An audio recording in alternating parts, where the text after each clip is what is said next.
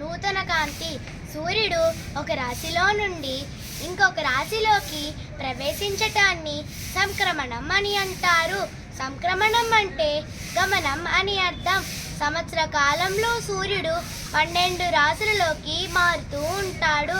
అప్పుడే భూమి పై వాతావరణంలో మార్పులు ఏర్పడతాయి. ఈ విధంగా కదలికలు ఏర్పడినప్పుడు సూర్యుడు నెలకు ఒక నక్షత్ర రాశిలోకి మారుతూ ఉంటాడు. దాన్ని బట్టి ఆ నెలను ఆ పేరుతో పిలుస్తారు. 12 రాశులు ఉంటాయి.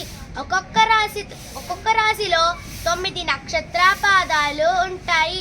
12 రాశులు కలిసి 108 నక్షత్ర పాదాలు ఉంటాయి. రాశి నక్షత్రాల సమూహాలను ఊహారేఖతో కలిపి ఆ ఆకార పోలికను అనుసరించి ఋషులచే నిర్ణయింపబడినవే మేషం నుండి మీనం వరకు 12 రాశులు.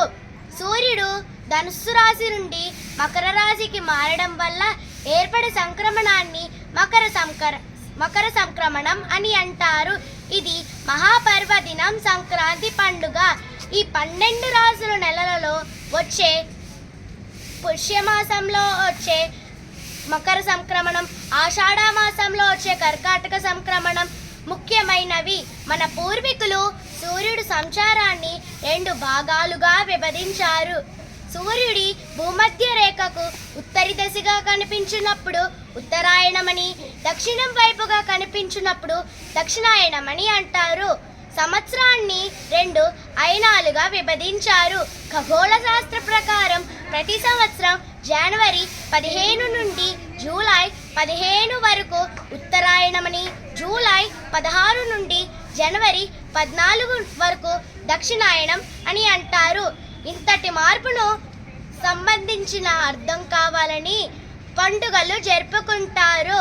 కాలం మార్పులో వచ్చే మకర సంక్రమణం, మకర సంక్రాంతి అని పెద్ద పండుగగా ఆంధ్రప్రదేశ్లో జరుపుకుంటాము.